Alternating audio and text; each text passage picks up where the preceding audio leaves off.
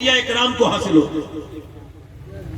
یا تو کوئی اللہ کا ولی شکر گزار ہوتا ہے یا پھر اس ولی کا کوئی خاص شکر گزار، اور ناشکری یہ ہر جگہ آج پائی جاتی ہے۔ پہلے کے زمانے میں لائٹ نہیں تھی، گاڑیاں نہیں تھی، بہترین چیزیں نہیں تھی، یہ کھانے نہیں تھے، اس طرح کی نعمتیں نہیں تھی، گیس کے چولہے نہیں تھے، کوئی سادہ چولہے۔ ہماری اور آپ کی بزرگ عورتیں وہ جو پہلے گزر چکی، انہیں اگر چائے بھی بنانی ہوتی تھی تو کتنی دیر وہ آگ لگاتی تھی، اور آگ سلگانے کے بعد پھر اس کے بعد آگ سلگانے کے بعد وہ پھر اس کے بعد چائے بناتی تھی، اور روٹیاں جو بناتی تھی کتنی مشقت ہوتی تھی۔ ابھی کچھ زمانے پہلے کی تو بات ہے، کوئی زیادہ تو دن نہیں گزرے نا، مگر غور کریں کچھ زمانے پہلے کی بات ہے، نہ لائٹ تھی، نہ پنکھا تھا، نہ اے سی تھا، نہ اتنے اچھے معاملات تھے، لوگ بڑے غربت والی زندگی گزارتے تھے۔ وہ جو قبروں میں دفن ہیں، وہ جو آپ کے باپ ہیں، وہ جو آپ کے والد ہیں، وہ جو میرا والد ہے، وہ جو قبروں میں دفن ہیں، وہ جو ہمارے اجداد جداد جو قبروں کے اندر دفن ہیں، ان کی بات کر رہا ہوں۔ نہ ان کے پاس کھانے تھے،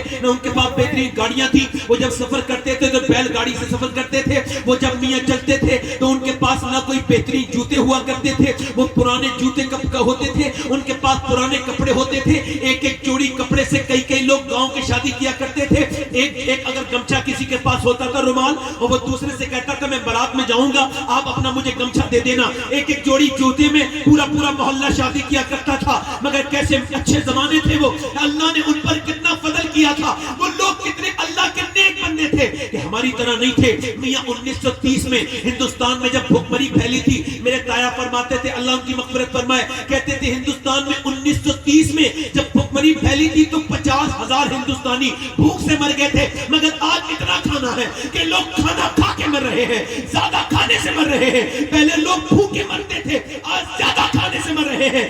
اب لائٹیں بھی ہیں، اب بہترین گاڑیاں بھی ہیں، مگر پھر بھی پوچھو کیا حال ہے تو بندہ روتا ہی رہتا ہے۔ ایک مولانا سے میں نے پوچھا کیا حال ہے، وہ مولانا لگتے تھے نہیں، میں نے ان سے پوچھا کیا حال ہے، کہنے لگے بس ٹھیک ہوں، کٹ رہی ہے، کاٹ رہا ہوں، اللہ کا شکر ہے۔ میں نے کہا اتنی لمبی تم نے فہرست پڑھنی تھی تو تم نے یہ اللہ کا نام بعد میں کیوں لیا؟ مومن یہ بات نہیں کرتا ادھر ادھر کی بات نہیں کرتا۔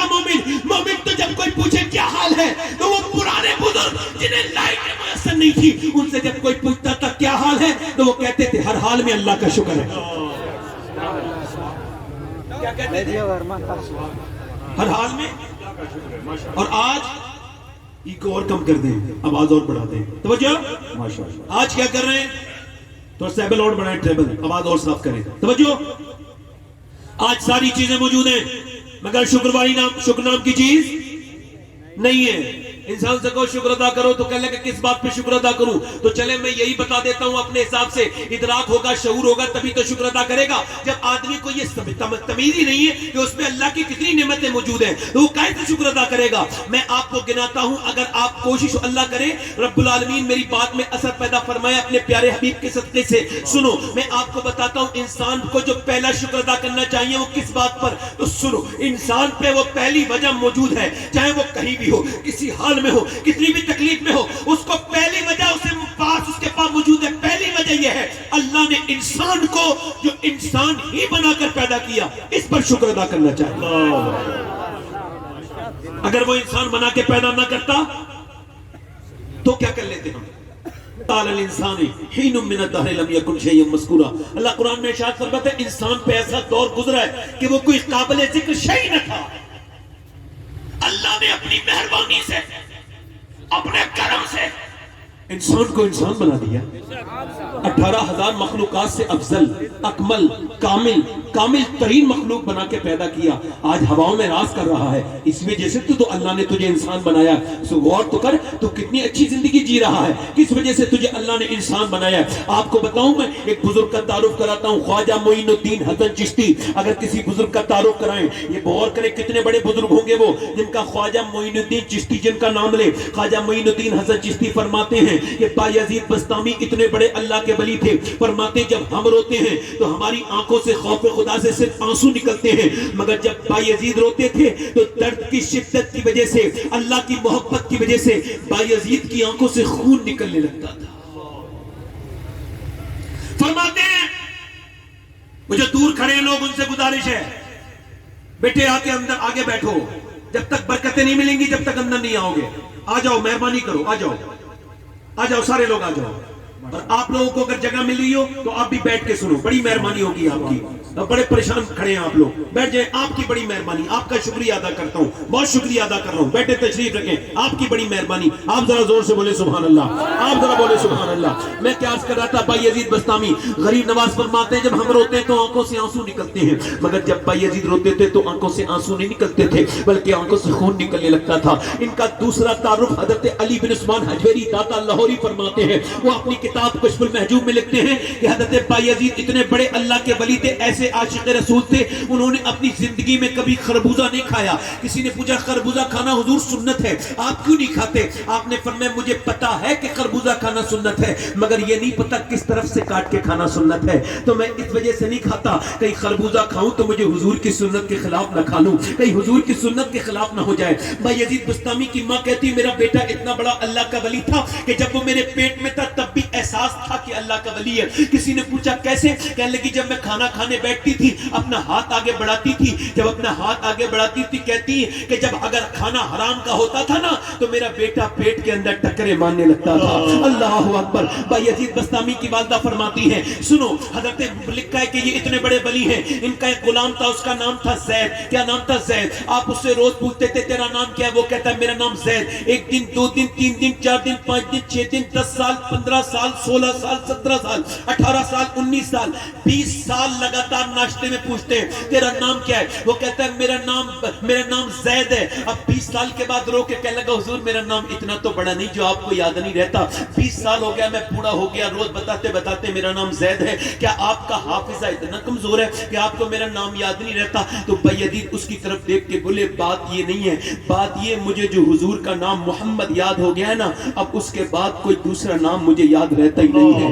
यही दीवानापन बरोज़े क़यामत काम आता है, किसी का नाम लूं लेकिन नबी का नाम ले आता है। कोई इतना भी किसी से प्यार कर सकता है जितना भाई यजीद करते थे? कभी हुजूर का नाम के बाद कोई दूसरा नाम ही याद नहीं आया। अल्लाह अकबर। आज हमें क्या हो गया है, भाई यजीद गुजर के जा रहे हैं, इमाम गजाली लिखा है भाई यजीद गुजर के जाते हैं, तो जब उन्हें गुजर के जाते हैं तो रास्ते में कुत्ता एक भौंकता है उन पर, एक दिन भौंका, 2 दिन भौंका, जब भी भौंकता है आप रोने लगते हैं, आप रोने लगते हैं। कुत्ता भौंकता था, आप रोने लगते हैं। आपके मुरीदों ने आपसे पूछा ये बताइए हुजूर ये 7-8 दिन हो गए, ये कुत्ता आपको देख के क्या कह देता है जो आप रोने लगते हैं? अल्लाह के वली हैं आप, हमारी समझ में नहीं आता, हमें समझा दीजिए कौन सी ऐसी बात है जो आप रोने लगते हैं? भाई यजीद उनकी तरफ देखा और फरमाने लगे मैं जब निकल के जाता हूं तो कुत्ता मुझसे ये कहता है ये बता भाई यजीद तेरी ऐसी कौन सी नेकी थी जो अल्लाह ने तुझे इंसान बना दिया, और मेरा ऐसा कौन सा गुनाह था जो मैं कुत्ता बना दिया गया हूं? यार अल्लाह ने इंसान बना के पैदा किया, अगर वो परवरदिगार करम न करता तो हम क्या कर लेते? उसने इंसान बना के पैदा किया और इंसान बनाने के बाद फिर करम उसका रुका नहीं। इंसान और पत्थर तो जहन्नम का ईंधन है कि नहीं? ये बोलो। मगर अल्लाह ने करम किया अपना कि इंसान बनाने के बाद फिर मुसलमान बना दिया। बोलो जरा सुभान अल्लाह। मुसलमान बना दिया, मगर उस करीम का करम यहां भी आके नहीं रुका। मुसलमानों में भी मियां गौर करें आप, मुसलमानों में भी कितने उम्मतें हैं, कितनी उम्मतें, मगर उसने कितना करम किया। आपने और मैंने कोई अर्जी नहीं लिखी, कोई प्रार्थना पत्र नहीं लिखा, कोई आपने अर्जी दाखिल नहीं की उसकी बारगाह में। अरे मुझे और आपको शऊर ही नहीं था, अर्जी कहां से दाखिल करते? मगर उसका करम ये रहा कि 12 नबियों ने कहा था ऐ अल्लाह हमें नबी न बना, अपने प्यारे का उम्मती बना दे। मगर उसने कितना करम किया कि जब हम पैदा हुए तो हुजूर के उम्मती बन के पैदा हुए, सरकार के उम्मती बन के पैदा हुए। मेरी खुशकिस्मती, मैं तेरा उम्मती, फजल रब्बुल उला, और क्या चाहिए? मिल गए मुस्तफा, और क्या चाहिए? भर के झोली मेरी मेरे सरकार ने मुस्कुरा कर कहा और क्या चाहिए? जरा गौर तो करें, लोग कहते हैं खाली हाथ आए थे और खाली हाथ जाएंगे। उन सारे लोगों से कह देना तुम आए होगे खाली हाथ, तुम जाओगे खाली हाथ। ना तो हम खाली हाथ आए थे, न इंशाअल्लाह जाएंगे। जब आए तो नबी का दामन हाथ में था, और जब जाएंगे तो इंशाअल्लाह नबी का दामन हाथ में होगा।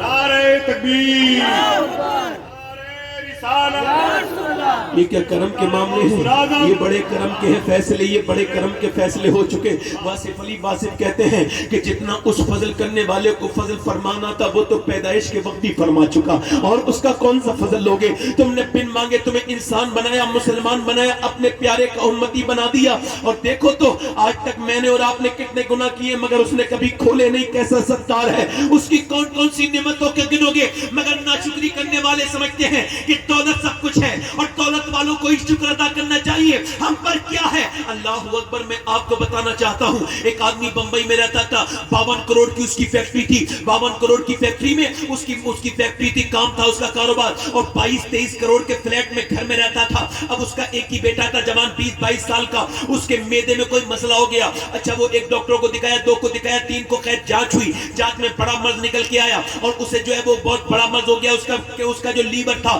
اس کا جو معدہ تھا وہ ڈیمیج ہو گیا، اور وہ اسے پھر چینئی لے کے گیا۔ اس نے بنگلور دکھایا، بمبئی کے سارے اسپتال والوں نے منع کر دیا، امریکہ گیا، امریکہ میں جانے کے بعد علاج کرایا، آپریشن ہوا، سارا پیسہ بہت خرچ ہوا، مگر اس کے بیٹے کا معدہ بدلا گیا۔ معدہ بدلنے کے بعد اس کا بیٹا جب ہندوستان آیا تو 1 مہینہ نہیں گزرا انتقال ہو گیا۔ اب اپنے جوان بیٹے کی میت اپنے کاندھے پہ رکھ کے وہ آدمی آیا، آنے کے بعد اس نے دفن کیا، دفن کرنے کے بعد لوگوں سے ہاتھ جوڑ کے بولا میری پوری بات سن کے جانا، دفن ضرور کر کے آئے ہو مگر سنو میری بات سنو، یہ میرا بیٹا تھا، میرے پاس 52 کروڑ کی فیکٹری تھی اور 22-23 کروڑ کا فلیٹ تھا، اور میرے پاس بینک بیلنس بھی تھا، سارا اس کے اندر لگ گیا، میری فیکٹری بھی لگ گئی، میرا گھر بھی میں بے گھر ہو گیا، میں سڑک پہ آ گیا، میرا جوان بیٹا بھی چلا گیا۔ لوگوں دیکھو، یہ میرے رب کو پہچاننے کی کوشش کرو کہ ابھی دنیا اس لائق نہیں ہوئی ہے کہ اللہ کے بنائے ہوئے ایک میدے کا دوسرا میدہ بنا سکے، ابھی دنیا اس لائق نہیں ہوئی ہے۔ لوگوں دولت سب کچھ نہیں ہوتی، یہ بتاؤ کون ہے اس کے علاوہ بنانے والا؟ تم سب سے پوچھنا چاہتا ہوں کون ہے اس کے پروردگار کے طرح کاریگر؟ ایسی انگلی کوئی بنا سکتا ہے جیسے میرا رب بنانے والا ہے؟ بتاؤ ایسی آنکھیں کوئی بنا سکتا ہے جیسی میرے رب نے بنائی ہے؟ ایسے ہونٹ کوئی بنا سکتا ہے جیسے رب نے بنایا ہے؟ اللہ اکبر۔ مجھے بتاؤ، میں آپ سے پوچھنا چاہتا ہوں، منہ کے اندر ایک ذرا سی ہڈی آ جائے انسان بے چین ہو جاتا ہے، خلال کرتا ہے، ہڈی نکالنے کی کوشش کرتا ہے، ڈاکٹر کے پاس جاتا ہے، مگر منہ کے اندر 32 ہڈیاں موجود ہیں، اور یہ 32 ہڈی لگانے والا پروردگار ہے۔ وہ کہتا ہے کیا بکواس کرتا ہے انسان کہ میں کماتا ہوں، میں کھلاتا ہوں؟ وہ کہتا ہے تو کھلاتا ہے؟ یہ بتا، تو جب اپنی ماں کے پیٹ میں تھا تو تجھے 9 مہینے کس نے کھلایا؟ تیری ماں کا کھانا الگ تھا، تیری ماں کا کھانا الگ تھا اور تیرا الگ تھا، یہ بتا تجھے کس نے کھلایا؟ بتا انسان، تجھے کون تھا؟ تیری ماں کا کھانا الگ تھا، اور پیدا ہونے کے بعد تیری ماں کے گوشت کے اندر سے اور پوشت کے اندر سے، ہڈیوں کے اندر سے وہ جو دودھ کی 2 نہریں نکالی تھی، وہ کون تھا؟ وہ ربی تو تھا۔ تو اسے پہچانتا نہیں، اس کے خلاف بکواس کرتا پھرتا ہے ادھر ادھر۔ ایک آدمی اسپتال میں بھرتی ہوا اور 1.5 دن میں اس کا بل آیا 90,000۔ کتنا بل آیا؟ بولو 90,000۔ 1.5 دن میں بل آیا 90,000۔ 90,000 کا بل آیا، اور اسے آکسیجن لینے میں کمی ہو گئی تھی، 80 سال کا بوڑھا تھا۔ جب اسے بل آیا 90,000 تو وہ رونے لگا۔ ڈاکٹر نے کہا زیادہ پیسے لگتے تو بڑے میاں کچھ کم کر دوں گا۔ اس نے کہا نہیں ڈاکٹر صاحب، اللہ نے اتنا نوازا ہے، آپ کہیں تو پورا اسپتال یہیں کھڑے کھڑے خرید سکتا ہوں۔ کہا پھر رونے کی وجہ کیا ہے؟ کہا رونے کی وجہ یہ ہے کہ آپ کے میں نے آکسیجن والی مشین سے 1.5 دن سانس لیا ہے، تو آپ نے 90,000 کا بل بٹھا دیا، اور میں 80 سال کا بوڑھا اللہ کی ہواؤں میں سانس لے رہا ہوں۔ میں نے کبھی نہیں سوچا، میں نے کبھی غور نہیں کیا کہ سانس لینا کتنی بڑی اللہ کی نعمت ہے۔ میں سانس لے رہا ہوں تو کیا مجھے شکر نہیں ادا کرنا چاہیے؟ کبھی بیماروں کے پاس جایا کرو، جا کے اسپتالوں میں جایا کرو۔ میرے شیخ محی الدین عبد القادر جیلانی غوث اعظم فرماتے ہیں کہ جب تمہارا گھروں میں دل بہت لگنے لگے تو قبرستان جاؤ، قبرستان میں جا کر کے دیکھو کیسے کیسے لوگوں کی ناک میں اور منہ میں کیڑے چل گئے، اور جا کے دیکھو پھر بیماروں کو جا کر کے دیکھو، اب تو کوئی بیمار کو دیکھتا ہی نہیں، اب تو کوئی غریب بیمار ہو جائے کوئی نہیں جاتا، امیر کوئی بیمار ہو جائے نا تو پھر لائن لگ جاتی ہے۔ مگر میرے حضور فرماتے ہیں جب میرا ایک امتی دوسرے کے گھر جاتا ہے بیماری کی حالت میں اسے دیکھنے، عیادت کرنے، فرماتے جب تک وہ جا کے واپس نہیں آتا نا تب تک 70,000 فرشتے اس کے لیے دعائیں مغفرت کرتے رہتے ہیں۔ مجھے بتاؤ پورا مجمع کتنا کریم ہے رب العالمین، ہم اپنے بیمار بھائی کو دیکھنے جائیں اور اللہ اکبر معصوم 70,000 فرشتے ہمارے لیے دعائیں کریں۔ مگر اب تو مسلمان غریب کی میت بھی ایسے جاتی ہے جیسے غیر مسلموں کا جنازہ جاتے ہیں، اب تو غریب کی کوئی میت میں بھی نہیں جاتا، مالداروں کی میت تو زور زور سے لوگ اٹھاتے ہیں۔ اللہ اکبر، بیماروں کے پاس جایا کرو۔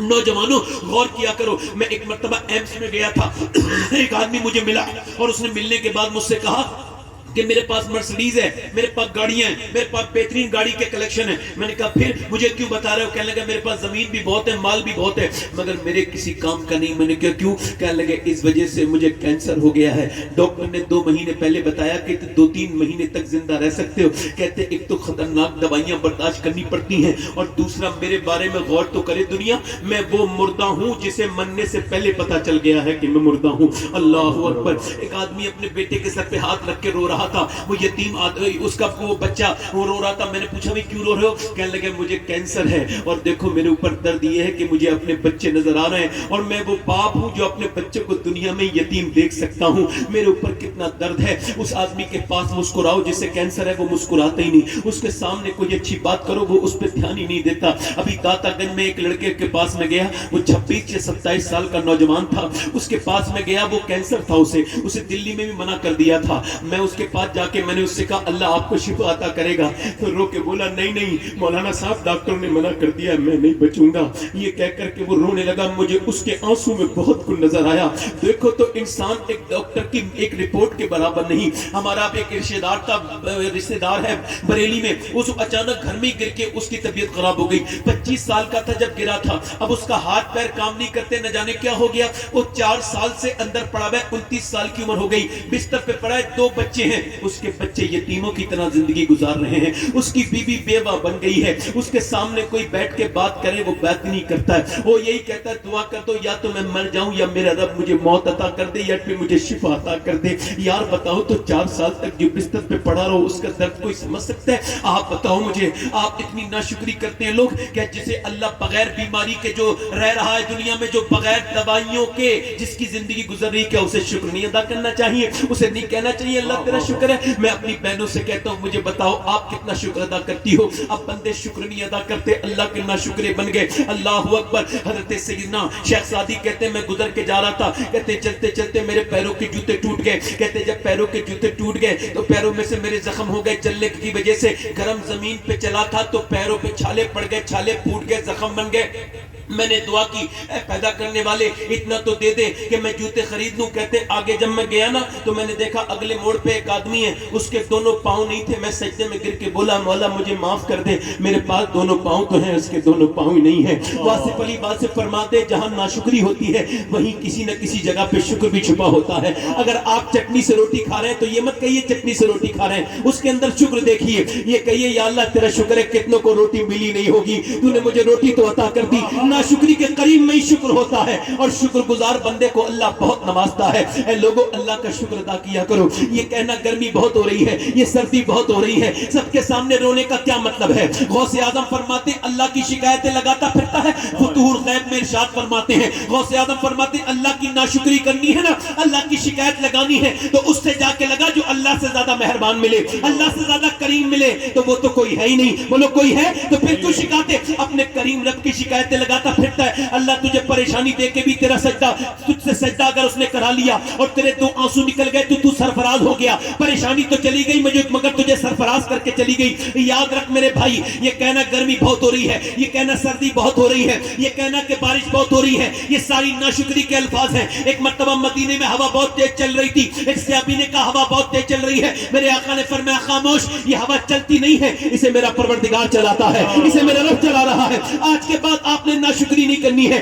بیماروں کو دیکھو, اگر آپ کو اللہ نے اولاد دی ہے تو شکر ادا کرو, کیونکہ کچھ لوگ ایسے بھی دنیا میں جن کی اولاد نہیں ہے, اور اگر آپ صاحب اولاد ہیں تو شکر ادا کرے. اور اس کے بعد دوسرا شکریہ ادا کرے آپ کی اولاد اگر آپائج نہیں ہے, کیونکہ جن کی اولادیں آپائج ہوتی ہے وہ جیتے جی آپائج والی زندگی گزارتے ہیں. اے لوگوں اپنے رب کا شکر گزار بنو, ناشکری مت کرو. اور میں آپ کو بتاتا ہوں اگر حالت بدلنی ہے نا تو شکر شروع کرو. جس دن آپ شکر شروع کرو گے آدھی پریشانی تو اسی دن دور ہو جائے گی. جس دن آپ شکر شروع کرو گے, شکر شروع کرو, اللہ کا شکر شروع کرو. حضرت سیدنا مولانا روم فرماتے ہیں کہ ایک آدمی نے پوچھا, کسی نے پوچھا حاتم طائی سے یہ بتاؤ کہ آپ نے اپنے آپ سے بھی زیادہ کسی کو سخی دیکھا؟ حاتم طائی بہت سخی انسان تھا. کہا ہاں میں نے دیکھا. کہا کون؟ میں ایک مرتبہ سفر پہ جا رہا تھا, سفر پہ جاتے جاتے مجھے بھوک لگنے لگی, مجھے کھانا ملا نہیں. میں ایک آدمی کے دروازے پہ جا کے بولا دیہاتی کے کچھ ملے گا, میں بھوکا ہوں. اس نے اندر کیا مجھے, اور اندر کرنے کے بعد اس نے جو ہے نا مجھے اندر کرنے کے بعد اس نے مجھے جو ہے وہ بکری کاٹی, اور بکری کو ذبح کرنے کے بعد میرے سامنے اس نے کلیجی بھون کے رکھ دی. کہتے میں نے کلیجی کھائی اور میں نے کہا بہت اچھی کلیجی ہے, بہت اچھی بھنی ہے. وہ 2 گھنٹے کے بعد پھر آیا اور اس نے آ کر کے 2 کلیجی اور 3 کلیجی رکھی. کہا اور کھائیے, یہ پہلے سے اچھی بھنی ہے. انہوں نے کہتے میں نے کھائی, واقعی میں اچھی تھی. میں نے کہا یہ تو پہلے سے بھی زیادہ اچھی ہے, بہت اچھی ہے. وہ پھر تھوڑی دیر کے بعد آیا, 2-3 گھنٹے کے بعد, اور پھر وہ صبح کو فجر کے وقت آیا اور اس نے 3-4 اس نے کلیجی رکھی اور کہنے لگا حضور اب تعریف مت کرنا, کھا لیں, یہ بھی اچھی ہے مگر ان کی تعریف مت کرنا. کہا کیوں؟ کہا ہمارے یہاں جب مہمان کسی کھانے کی تعریف کرتا ہے تو ہم سمجھتے ہیں اسے اور چاہیے, یعنی شائستہ طریقہ ہے مانگنے کا.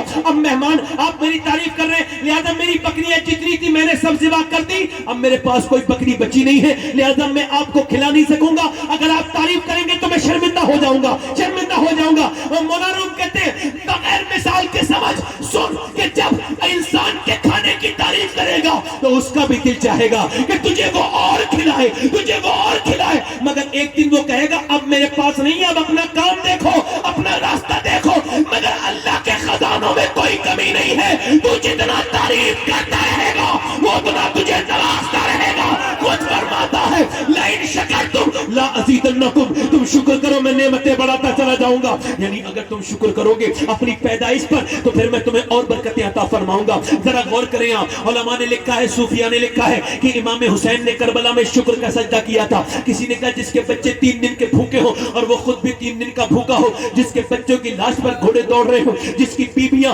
جن کی بیویوں کے خیمے جلنے والے ہوں, کیا وہ شکر ادا کرے گا؟ آپ کس بات کا شکر ادا کرتے ہیں؟ تو کربلا سے آواز آ رہی, میں نے اس بات کا شکر ادا کیا تھا اے اللہ دنیا میں کتنے خاندان ہیں مگر تو نے حسین کو قبول فرمایا, تیرا شکر ہے. اے رب العالمین میں اس بات کا شکر ادا کرتا ہوں کہ دنیا میں کتنے صاحب اولاد ہیں مگر تو نے میرے بچوں کو اپنی بارگاہ میں شہادت کا رتبہ عطا کیا, تیرا شکر ہے. اے اللہ تو نے مجھے فاطمہ جیسی ماں عطا کی, اس پر تیرا شکر ہے. تو نے علی جیسا باپ عطا کیا, اس پر تیرا شکر ہے. تو نے مجھے تو نے اپنے حبیب کو میرا نانا بنایا, مجھے ان کا نواسا بنا کے پیدا کیا, تیرا شکر ہے رب العالمین. حسین کربلا کے میدان میں اگر بھوکے پیاسے شکر ادا کر سکتے تو ہم نہیں ادا کر سکتے. بولو تپتی ہوئی زمین پہ جہاں صبر مشکل ہے وہ حسین شکر کر رہے ہیں, تو پھر اللہ کی جانب سے حاتم غیب سے آواز آ رہی, حسین تو نے اس حال میں جو شکر ادا کیا ہے, اللہ کی رحمت اتنی جوش میں آئی ہے, اتنی خوش ہوئی ہے کہ یہ یزیدی چاہتے ہیں کہ تیرے خاندان کو مٹا دیا جائے. تو سن, یزیدیوں کا خاندان تو رب مٹا دے گا مگر تیرے خاندان کو ایسے بڑھائے گا, ایسے بڑھائے گا کہ کوئی معین الدین عبد القادر بن کے چمکے گا, کوئی معین الدین چشتی بن کے چمکے گا. لئن شکرتم لا ازیدنکم.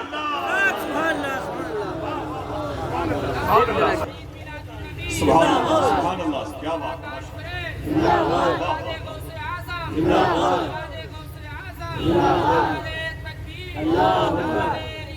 آج کے بعد نہ شکری نہیں کرنی ہے, بولو نہیں شکریہ نہیں کرنی ہے, چاہے کیسے بھی حالات ہو. آپ بس شکر والا فارمولا تو آزما کے دیکھو, آپ جب کہو کہ شکر ہے تب اس کی رحمتیں جوش میں آئیں گی. مگر اگر آپ کو لگتا ہے کہ آپ کو شکر نہیں ادا, آپ کو اگر لگتا ہے کہ آپ شکر نہیں ادا کریں گے, کیوں آپ پریشان بہت ہیں, تو آئیے میں اس بارگاہ میں لے کے چلتا ہوں جہاں ہر مرض کا علاج ہے, اور وہ بارگاہ میرے حضور کی بارگاہ ہے, پیغمبر اسلام کی بارگاہ ہے. علماء کرام کی دعاؤں کے ساتھ یہ حدیث پیش کر رہا ہوں تاکہ ہمارے دل کو بہت اطمینان حاصل ہو جائے. سرکار فرماتے سارے نبیوں کی تکلیف ایک پلڑے میں رکھ دی جائے, تکلیف فرماتے ہیں, اور میری تکلیف ایک پلڑے میں رکھ دی جائے. فرماتے ہیں میری تکلیف کا پلڑا بھاری ہو جائے گا. جس کا آپ کلمہ پڑھتے ہیں میں ان کی بات کر رہا ہوں. آج لوگوں کو لگتا ہوگا بہت رات ہو گئی, لگتا ہوگا نا, لگتا ہوگا نا, نہیں لوگ بیٹھے تو پریشان ہو جاتے ہیں. آپ آرام سے بیٹھے ہو نا, کیا احسان کر رہے ہو, اس حضور کا ذکر سن رہے ہو. آپ امی عائشہ کہتی پورا مدینہ سوتا تھا نا تو حضور پھر اٹھ کھڑے ہو جاتے تھے, امت کے لیے دعا کرتے تھے, تو پیروں پہ ورم آ جاتا تھا. فرماتی امی عائشہ حضور جب روتے تھے نا امت کو یاد کر کر کے تو حضور کے آنکھوں کے آنسو باہر کو نکل جاتے تھے, اتنا روتے. عرفات کے میدان میں کچھ حاجی بیٹھے ہوں گے, نبی ذی الحجہ کو دعا مانگنا سنت ہے. نبی ذی الحجہ کو اگر پرندے بھی ادھر سے گزر جائیں تو علماء فرماتے ہیں اللہ انہیں بھی حاجی بنا دیتا ہے. دعا مانگنا سنت ہے. میں جب 2017 میں گیا تھا تو آدھا گھنٹے دعا مانگی میں نے, بغیر ٹوپی کے, احرام کی حالت میں ہوتا ہے بندہ, تو دعا مانگنا سنت ہے. پہلی بار گیا تھا آدھا گھنٹے دعا کی, دوسری مرتبہ میں گیا تو بڑی کوشش کی 19 میں، تو 45 منٹ میں نے کوشش کی تو میں دعا مانگ پایا، 45 منٹ میں نے دعا مانگی، اس میں کچھ لوگ بے ہوش بھی ہو گئے، مگر جب میں خیمے میں آیا اندر اے سی چل رہی تھی، بہترین مشروف رکھے تھے اندر، بہترین ٹھنڈا پانی رکھا تھا، پھر میں نے ایک حدیث پڑھی، حدیث یہ تھی، حضرت ابو ہریرہ کہتے ہیں کہ عرفات کے میدان میں سرکار دو عالم صلی اللہ علیہ وسلم نے دعا مانگی تھی، ایسے کر کے حضور کھڑے ہوئے تھے تپتی ہوئی زمین پر، اور عرفات کے میدان میں کہتے ہیں دعا مانگتے مانگتے نا حضور سسکیاں لینے لگے، آخری حج کے موقع پر میرے حضور اپنی امت کو یاد کرتے تھے، کسے؟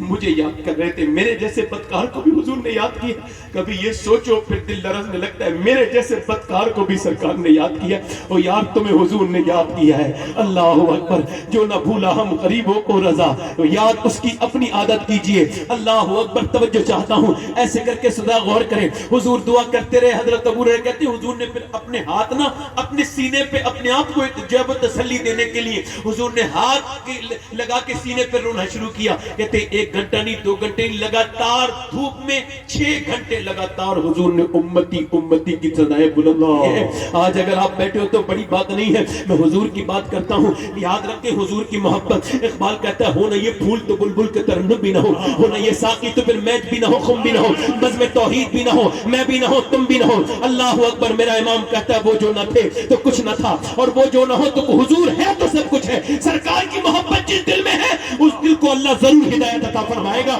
یہ اس کا وعدہ ہے، جس نے حضور سے محبت کی ہے اگر وہ کافر بھی ہوا ہے اللہ نے اسے ایمان عطا کر دیا ہے، یہ اس کی شان ہے، اور تم تو سب حضور کے عاشق ہو، سرکار کے عاشق ہو، نوجوان بچوں یہ واٹس ایپ کے لیے اپنی زندگی مت گزارو، یہ فیس بک پہ اپنی زندگی برباد مت کرو، یاد رکھو اسپتالوں میں داخل ہونے والے لوگوں سے پوچھو، وہ لڑکے جنہوں نے گاڑیوں پہ اسٹنٹ کیے اور وہ جب گئے اسپتالوں میں انہوں نے اپنے شوق پورے کیے، گاڑیوں پہ روڈ پہ چلا کے انہوں نے اپنی گاڑیاں گرائیں، موٹر سائیکلیں ان کی پھسلیں، اور جب ان کا آخری وقت تھا ان کے ماں باپ روئے اور انہوں نے چاہا کہ 10 منٹ یہ زندہ ہو جائے مگر زندہ نہ ہو سکا، اسے موت آ گئی۔ نوجوانوں اپنی حالت سنوارو، تمہاری زندگی ایسی ہونا چاہیے کہ اگر کوئی جوان اپنے آپ کو تبدیل کرنا چاہے تو خدا کی قسم اللہ کی رحمتیں اس کی طرف آتی ہیں۔ میں کیا کہہ رہا تھا نبی پاک کی زندگی، تو تھوڑا سا بچپن بیان کرتا ہوں میرے نبی کا، میں اپنی جو ہے وہ اپنے معیار کے مطابق اور اللہ اپنی اوقات کے حساب سے بیان کرتا ہوں، حضور کا بچپن کوئی بیان نہیں کر سکتا، حضور کا بچپن سارے بچپنوں میں بڑا بچپن ہے۔ حضرت سیدنا عبداللہ حضور کے والد کا نام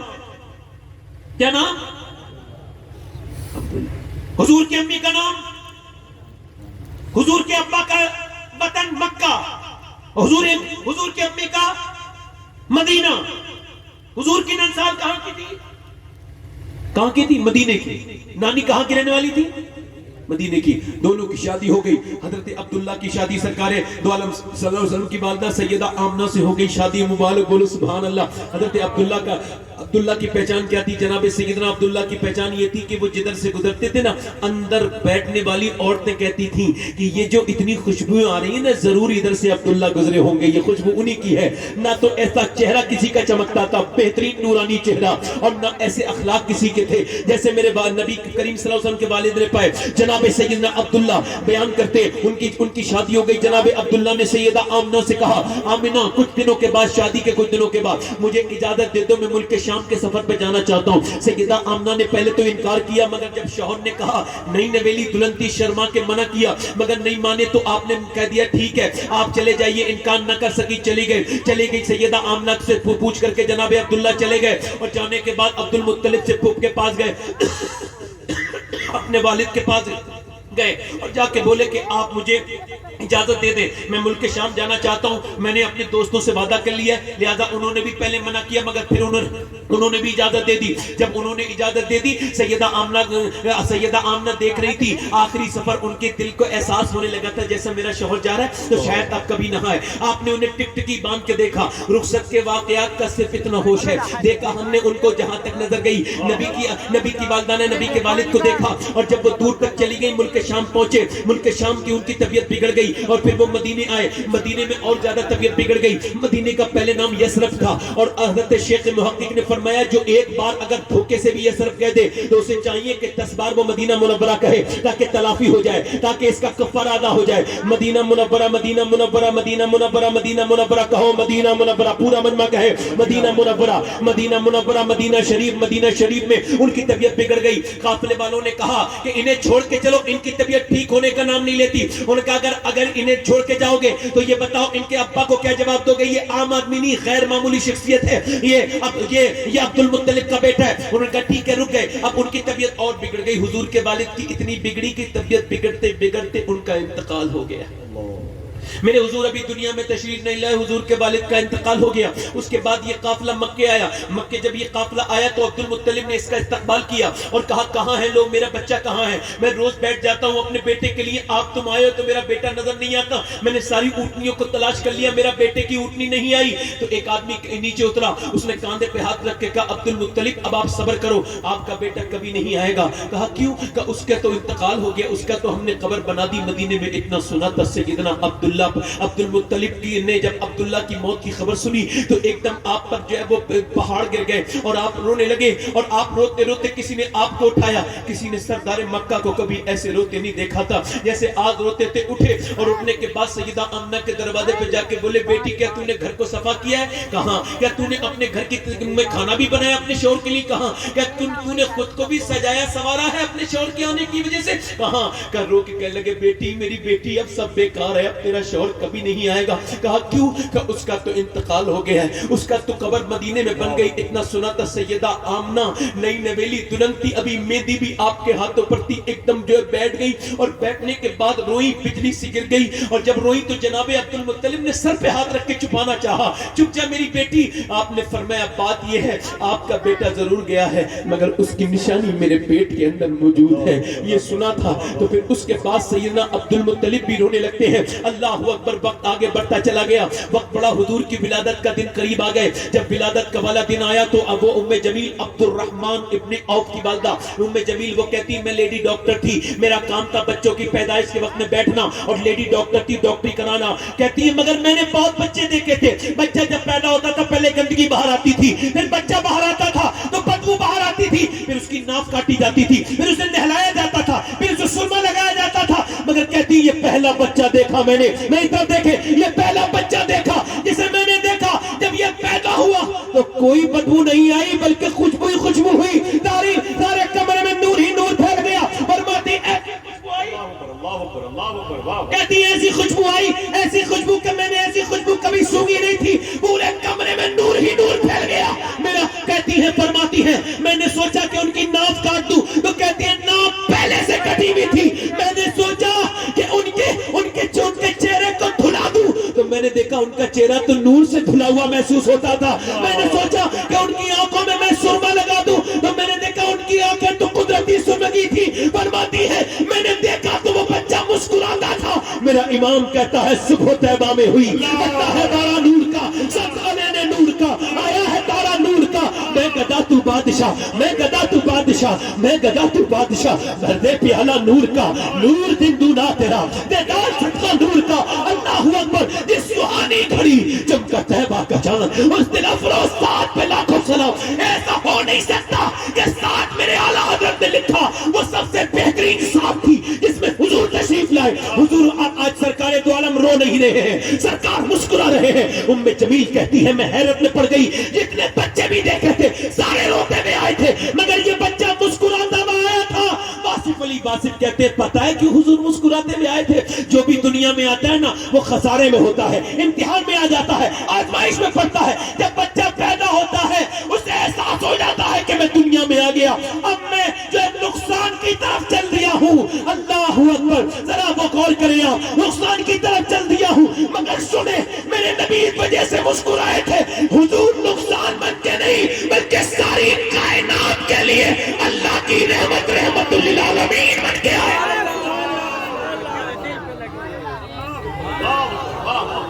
بولا کریں یار سبحان اللہ.